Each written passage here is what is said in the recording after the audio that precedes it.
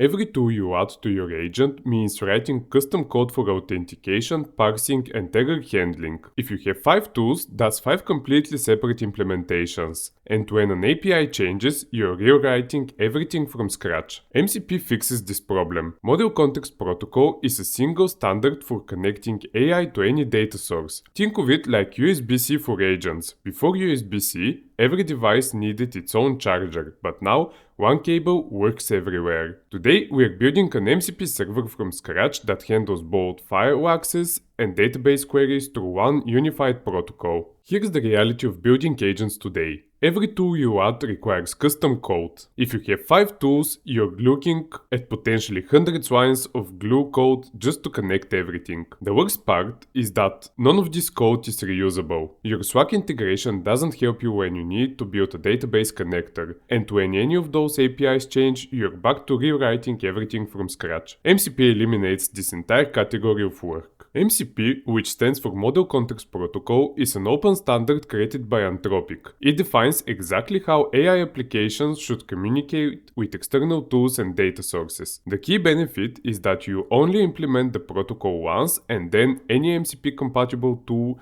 works immediately. You don't need custom parsing or bespoke authentication flows because the protocol handles all of that for you. And because MCP is an open standard rather than a proprietary solution, the ecosystem keeps growing, which means tools built by other developers will just plug into your system automatically. The MCP architecture consists of 3 layers that work together. Your application acts as the host, and it contains an MCP client that knows how to speak the protocol. This client connects to one or more MCP servers, and each server exposes its tools and resources through a standardized interface. The communication between client and server uses JSON RPC, which travels over STD-IO for local servers or over HTTP with server-sent events when you need remote deployments. The important thing to understand is that the host doesn't need to know anything about what's happening behind the server. It simply calls tools and receives responses back. MCP defines 3 core primitives that you need to understand. The first primitive is tools, which are functions that your model can directly call, such as running a SQL query or writing to a file. The second primitive is resources, which represent data that the model can read from, including file contents, database records, and API responses. The third primitive is prompts, which are optional templates you can define for common workflows. In this tutorial, we are focusing on building tools because that's where you will get the most leverage for your agents. Let me walk you through how a request actually flows through the system. It starts when Claude decides it needs some data, so it initiates a tool call. The MCP client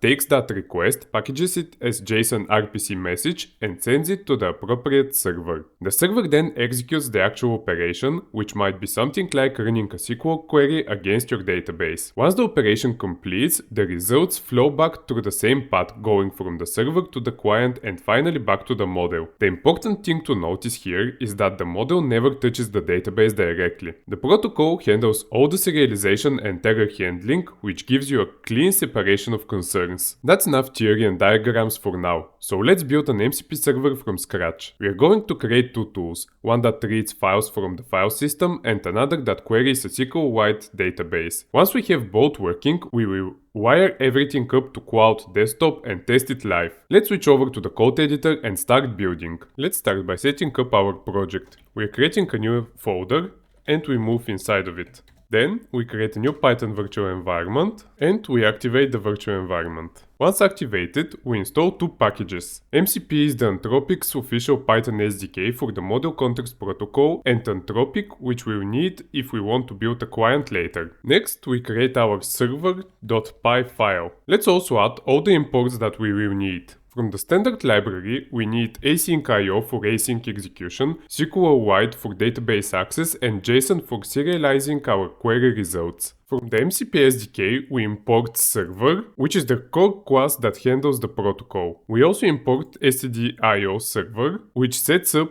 communication over standard input and output. This is how Claude Desktop will talk to our server. And finally, we import the type definitions. We import tool for describing what our tools do, and text content for formatting our responses. These types ensure we are speaking the MCP protocol correctly. Now we create our server instance. We instantiate the server class with a name. This is how clients identify our server. I'm calling it demo server. But in production, you would use something descriptive like file system tools or database connector. This server object is what we will attach our tool handlers to. Think of it as the container that manages the entire MCP lifecycle: discovery, execution, and response formatting. Before clients can use our tools, they need to discover what's available. MCP handles this through a list tools handler. We use the decorator app.list tools to register our function. When a client connects and asks, "What can you do?" this function runs and returns the answer. We return a list of tool objects. Each tool has three parts: a name, a description, and an input schema. Right now we are returning an empty list. We will add our actual tools in the next steps. Let's define our read file, which is our first tool. The name is what the model will use when it wants to call this tool. Keep it simple and descriptive. The description is crucial. This is what the model reads to decide whether this tool is appropriate for the task. Be specific. The input schema follows JSON schema format. We define an object with a properties field. Our tool needs one property, path,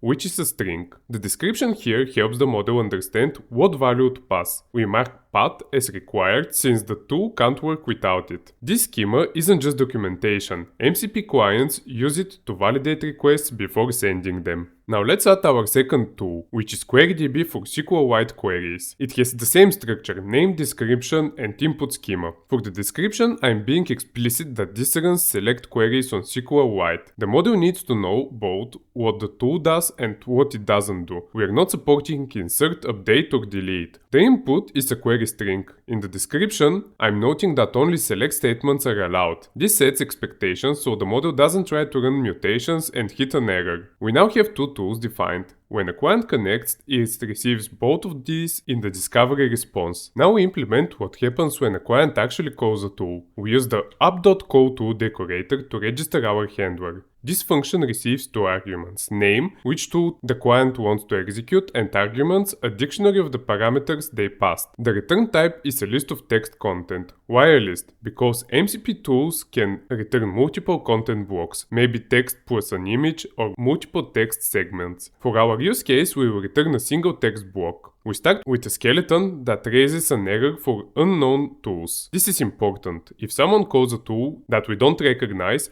we follow explicitly rather than silently. Let's implement the read file tool. We check if the name matches read file. If it does, we extract the path from the arguments dictionary. Then we open the file in read mode and grab its contents. The key part is the return format. We wrap our content in a text content object with type set to text and the actual file contents in the text field. This follows the MCP content block specification. We return this as a single item list. The client receives this and the model can now see the file contents in its context. Now let's implement the QueryDB tool. This one has more moving parts, so we will build it step by step. First, we extract the query string from arguments. Before executing anything, we validate that it's a select statement. We are doing this because we are building a read-only tool. Allowing insert, update, or delete would let the model modify data, and that's a different security model entirely. In production, you want more robust SQL parsing, but for our demo, checking if the query starts with select catches the obvious cases. If validation fails, we return an error message as a text content. We don't raise an exception, we return a structured response the model can understand.